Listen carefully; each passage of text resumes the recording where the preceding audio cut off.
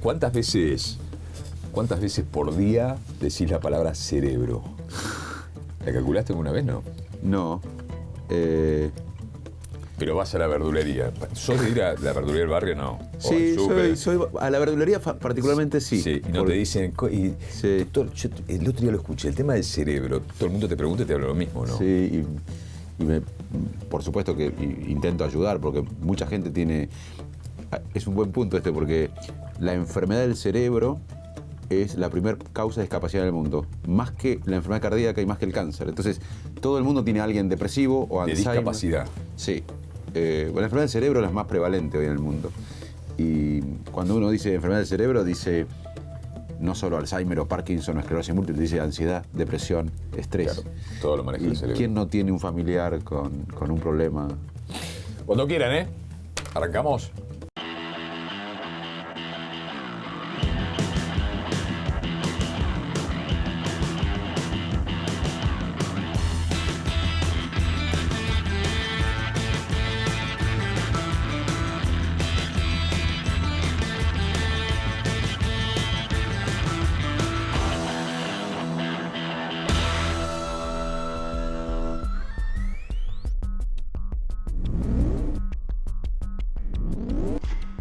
Facundo Manes, gracias por estar en Data. No, un placer. ¿Se nace o se educa? ¿Ser o no inteligente? Las dos cosas. Hay influencias genéticas, pero la mayor parte se hace con el ambiente, con el estímulo, con el contexto. Pero hay alguna... ¿Se puede educar? Totalmente. Es más importante lo que uno hace con su cerebro que lo que uno hereda.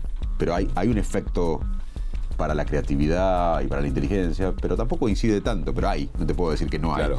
Hay una predisposición para la inteligencia y para la creatividad, pero lo que más impacta es el trabajo que uno hace. Claro.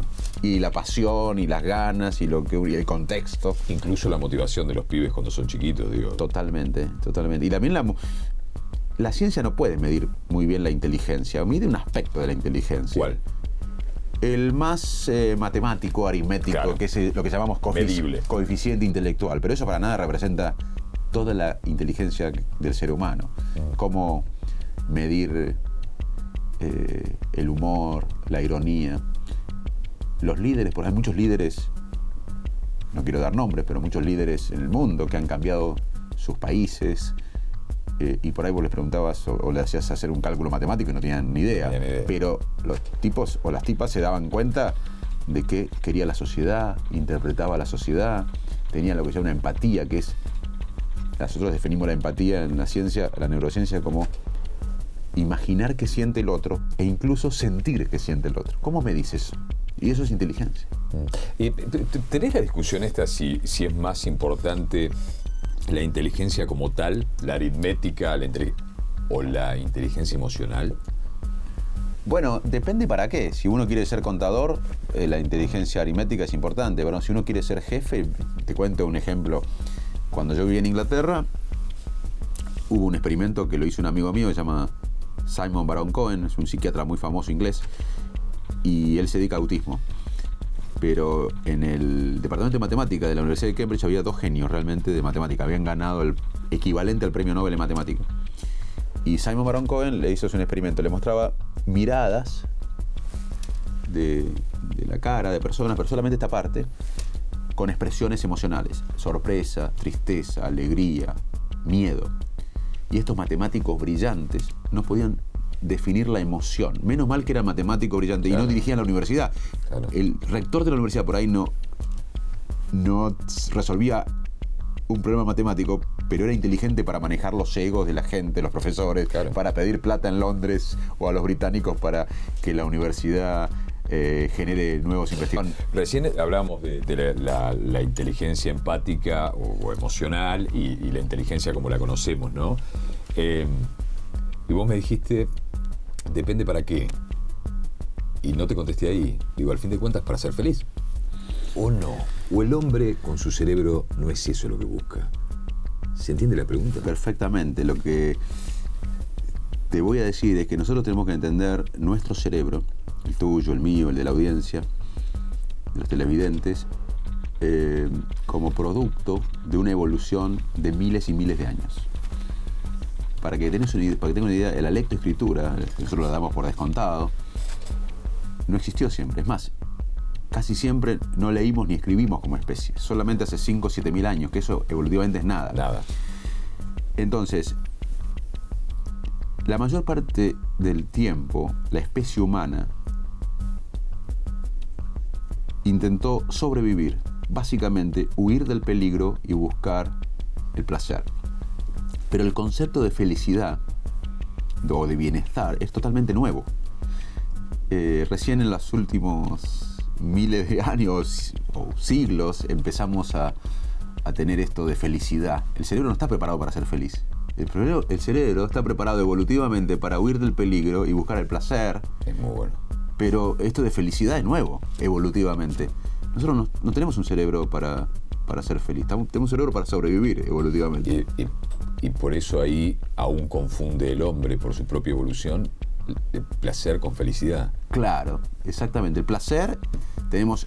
Mira, uno de los grandes avances de la neurociencia, que es la rama de la ciencia que estudia con el método científico la mente, uno de los grandes avances fue establecer, estudiar, descubrir que hay un sistema de recompensa en el cerebro, circuitos cerebrales de recompensa. Por ejemplo, hay animalitos que le ponemos electrodos, se le ponen electrodos en una parte del cerebro, se llama el circuito de recompensa, y los animalitos tienen con la pata, tienen la posibilidad de apretar un botón, y si apretan el botón ellos, el electrodo se estimula ese circuito. Y los animalitos presionan el botón permanentemente y se mueren sin comer, sin dormir y sin beber, pero de placer. O sea, activando... Y ese circuito es el que se activa con la cocaína, con la hamburguesa con queso cuando tenés hambre, con el sexo, con la mirada inclusive de tu hijo. Tenemos un circuito de recompensa. Inclusive se activa en diferente escala cuando uno hace el bien, cuando uno es altruista. Por eso ser altruista hace bien a uno. La Madre Teresa habrá sido la persona con más placer en el mundo, porque dar genera placer. Hay un circuito de recompensa en el cerebro, de placer. Pero eso no tiene que ver con la felicidad, con lo que llamamos felicidad o bienestar. Siempre me pregunto lo siguiente: ¿hay algún lugar, alguna explicación neurológica para el crimen? Bueno, para el psicópata, para el tipo que parece disfrutar, según el análisis de peritos, sí, hay daño puro. Hay varios estudios. Hay un amigo mío que trabaja en Chicago, un francés, que se llama Jean Desetti, que tiene un camión con un resonador. ¿Viste esa resonancia que generalmente están en los hospitales? Él tiene un camión con un resonador y se va a las cárceles y estudia el cerebro de los presos que cumplen criterios de psicopatía. Y hay anormalidades. El psicópata disfruta, como bien planteaste vos. O sea, tiene el placer torcido. Y diríamos, disfruta cuando hace el daño. No solo que no le importa, claro, sino que disfruta haciendo el daño al otro. Y es difícil porque psicópatas hay en todos lados, no solo en las cárceles. No, claro. Psicópatas, es más, en muchas organizaciones la psicopatía le da beneficio porque son muy trabajadores, claro, son focalizados y son muy crueles. No le importa mover gente, sacar y ver, claro. Pero hay psicopatías más complicadas. Ahora, la violencia tiene múltiples causas. Sería reduccionista decir que solo es cerebral, claro, pero hay una neurociencia de la violencia. Es más, hay experimentos que son increíbles, que hay unas moscas que tienen un gen de la agresividad, y si uno modifica el gen o estimula el gen ese, las moscas se pelean y se matan, también hay circuitos que tienen que ver con la violencia y neurotransmisores también. O sea que hay un aspecto cerebral en la violencia, pero es una de las causas de la violencia. Has investigado mucho los argentinos y nuestro cerebro. ¿Tenemos solución o a todos internarnos? No, los argentinos, obvio que tenemos solución, depende de nosotros, no tenemos el éxito asegurado. Es como en la vida. Vos no tuviste el éxito si trabajas todos los días y te esforzás todos los días. Y un país tiene que hacer eso, el mundo está globalizado, interconectado, y los países tienen que reinventarse, adaptarse al contexto. Hoy, por ejemplo, ya no es tan importante como lo era antes el recurso natural, tampoco lo es la industria, lo es el conocimiento aplicado a los recursos naturales y lo es el conocimiento aplicado a la industria, pero lo es fundamentalmente el cerebro de los ciudadanos, la capacidad mental de los ciudadanos. Entonces los argentinos tenemos que empezar a trabajar colectivamente. Somos muy creativos, somos resilientes individualmente por las crisis o por lo que sea, pero nos falta mayor trabajo colectivo, me parece a mí. Nos falta mirar el largo plazo, seguramente por las crisis o por algo, pero estamos concentrados en el día a día. El día a día es importante, pero también es importante el largo plazo. Esto es como, ¿viste cuando estábamos en la secundaria, o le debe pasar a los chicos ahora en la secundaria, que tenían el dilema que estaban en noviembre y podían recuperar 3 materias o 4, pero había, ya el clima es lindo, partido de fútbol, entonces decía, bueno, si estudio ahora una semana, me tengo 3 meses de vacaciones. Y algunos se ponían duramente, rechazaban la recompensa inmediata que jugar al fútbol, salir, el día lindo, y tenían 3 meses de vacaciones. Otros no podían. Bueno, los argentinos estamos como siempre la recompensa inmediata, y no pensamos en el largo plazo. A veces lo inmediato no es bueno para el largo plazo, la recompensa, el placer inmediato no es bueno para el largo plazo. ¿Tenés, a ver, quiénes han sido las mentes más brillantes de Argentina, por ejemplo? ¿Quiénes te decís, estos tipos han tenido un cerebro distinto? Mirá, ¿Una inteligencia de una o de la otra, de la que fuere? Yo te voy a contar una cosa que te va a sorprender. Te lo puedo decir, por la educación pública, yo pude navegar en las mejores universidades de mi área en el mundo, en Europa, en Estados Unidos, y no lo podría haber hecho sin la educación pública. Mi padre por ahí no podría haber pagado para llegar ahí. Me crié en Salto, en un pueblo, y ese pueblo para mí fue una escuela, más que estas universidades pomposas que fui, que obviamente fueron buenas y disfruté, pero en Salto yo tuve la posibilidad de ir a un colegio donde iba el más rico del pueblo, que no era mi familia, era de clase media, más tirando a baja. Es lo que vas a explicar, es lo mismo que yo explico de mi pueblo. Y iba, por ejemplo, alguien que trabajaba en una empresa internacional de maíz y demás, que tenía avión privado el padre, iba a la escuela a mi aula, y iba el hijo del peón al boliche. Entonces y aparte yo era bastante inquieto y recorría el pueblo, me juntaba, y mis compañeros había pobres y ricos, y iba a las casas y conocí mucha gente que primero tenía una historia interesante para contar. Yo era curioso, como soy curioso para la ciencia ahora, era curioso antes.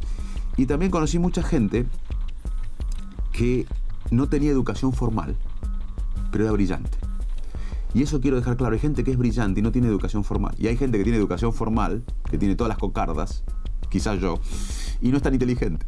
Entonces, ¿qué quiero decir con esto? Que la inteligencia no tiene muchas veces que ver con las cocardas que uno tiene. Ahora, si hablamos de cocardas, yo te diría que las mentes que más admiro en Argentina, que Sarmiento, Favaloro, porque han combinado lo intelectual con lo social. Para mí, el éxito individual es bueno, pero es completo y admirable cuando el éxito individual puede ser utilizado para el éxito colectivo. Y claro, estos dos personajes que para mí han impactado en mi vida, tienen eso, la inteligencia individual, se han destacado en sus áreas, pero además tuvieron un compromiso colectivo. El otro día tuve una nota que contaba esto.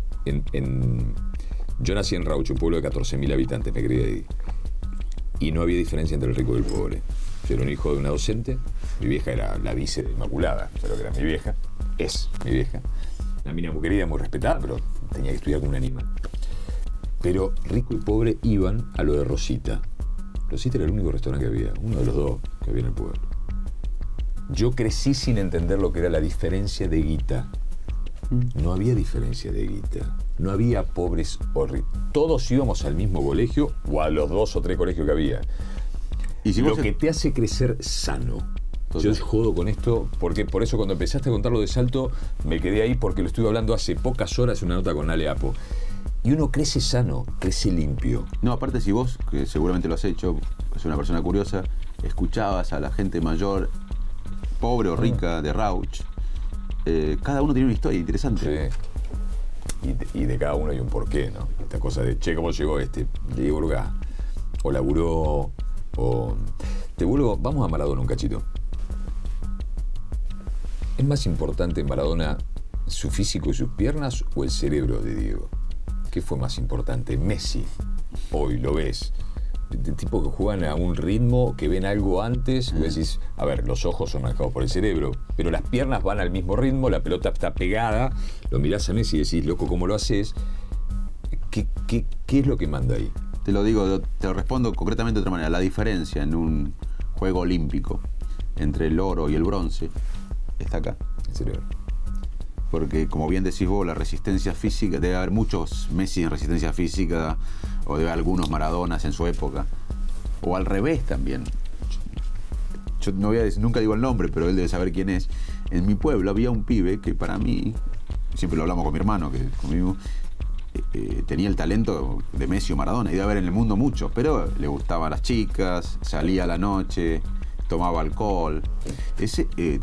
Además de la habilidad mental, psicológica y de manejar la autoestima, también otro aspecto es que en su época Maradona y ahora Messi rechazan recompensas inmediatas. Messi podría ir y va a entrenar, va a trabajar. O sea, ¿Y qué inteligencia es esa? Porque lo he escuchado 1000 veces, qué talento desperdiciado, ¿no? Mirá este pibe, ¿te acordás lo que era?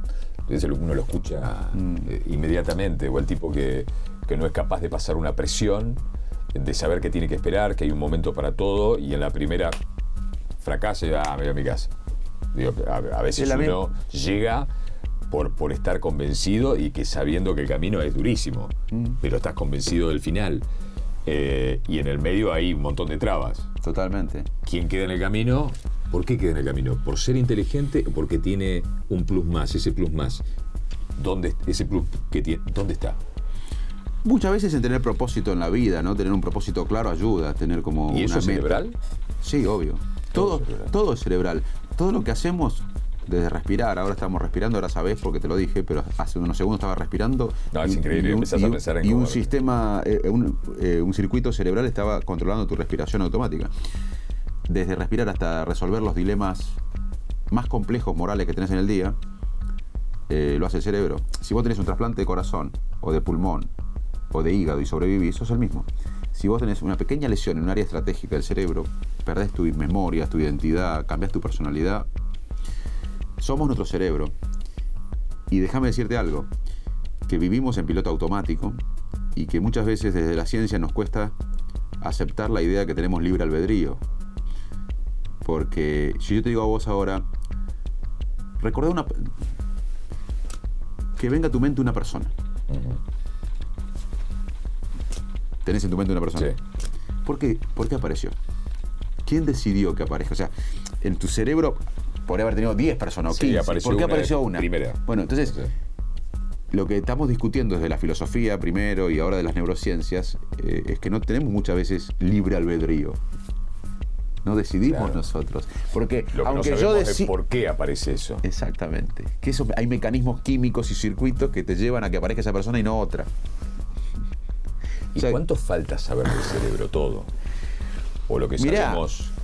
Viste que está esta cosa de, bueno, se escribió tanto, después se rechazó, digo, tengo la oportunidad de preguntarte,lo usábamos solo el 10% del cerebro. Es un mito.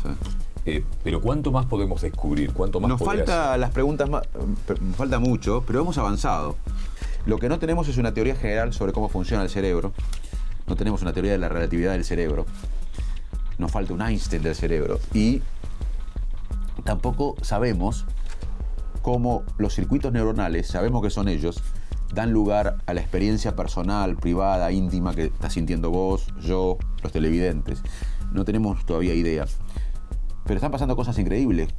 Por ejemplo, hoy vía la tecnología podemos transferir ciertos pensamientos cerebro a cerebro.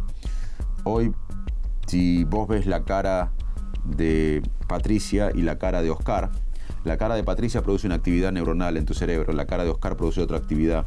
Si yo le doy a investigadores el patrón neuronal, los investigadores no vieron ni a Patricia ni a Oscar, pero le doy solamente el patrón neuronal, ellos van a reconstruir las caras por el patrón neuronal que se produce en tu cerebro.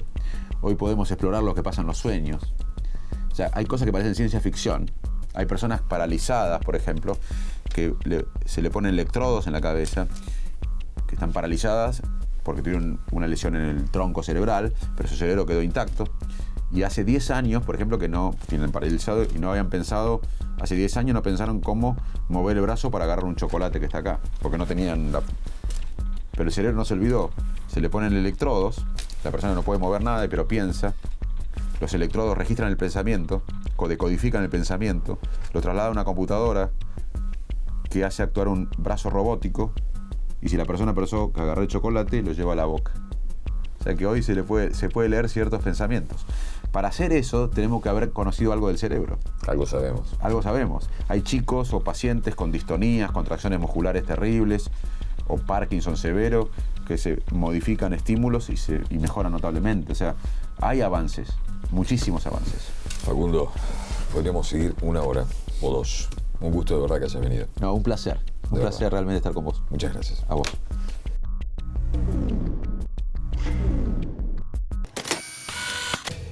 ¿Sentís que tenés un fin, una misión? ¿Cuál es? Tengo 2 pasiones, más allá de los afectos. Las neurociencias y en mi país, porque yo podría ser un científico. De hecho, soy profesor ahora me voy a Australia, soy profesor en Sydney, soy profesor en San Francisco, en South Carolina, soy consultor en Inglaterra, pero me gusta desarrollar esto. Cuando llegué en 2001, las neurociencias cognitivas no existían, estaba el psicoanálisis y estaba los neurólogos clásicos de cefalea, buenísimos, pero no existían las neurociencias de la mente. Y me gustó tuve que investigar, al mismo tiempo formar gente y al mismo tiempo pagar el papel higiénico del laboratorio, o sea, tenía que hacer todo. Y se logró. Y hoy estoy satisfecho porque hay una camada de jóvenes que ya, en Favaloro, en INECO, que ya piensan en eso. Y ya son los líderes. Y ahora estoy más interesado, además de que disfrutar todo esto, y sigo viendo pacientes, sigo investigando, pero ya se creó una masa crítica que me superó.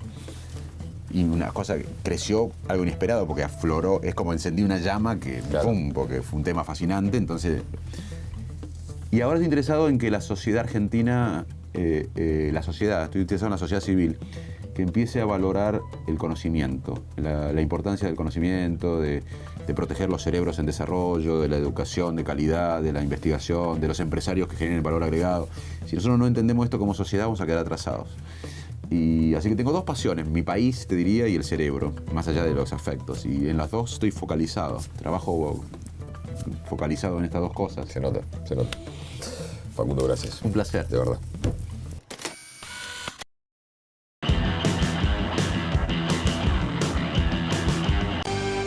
Silfa, laboratorios farmacéuticos auténticamente argentinos. Grupo Petersen, desde 1920, construyendo el país. AISA, es nuestra, es para todos. En Morón tenemos el corazón puesto en tu futuro. Estamos avanzando con más obras para que nuestra ciudad siga creciendo con la infraestructura necesaria. Cloacas, agua potable, pavimentos e intervenciones hidráulicas para evitar inundaciones. Morón Municipio, corazón del oeste. Ya sabés que vas a sorprender a tu novia con la única receta que conoces. Ensalada rusa.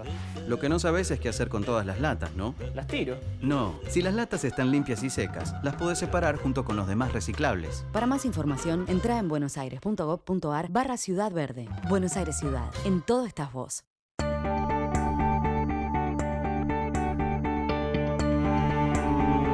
Un banco presente junto a todos los argentinos. Banco Nación. Hay algo que con los años me quedó claro. Para llegar lejos necesitas la tranquilidad de tener todo asegurado y yo activo esa tranquilidad con Provincia Seguros. Hacé como Marcelo y confía en Provincia Seguros. Provincia Seguros, una empresa del Grupo Provincia.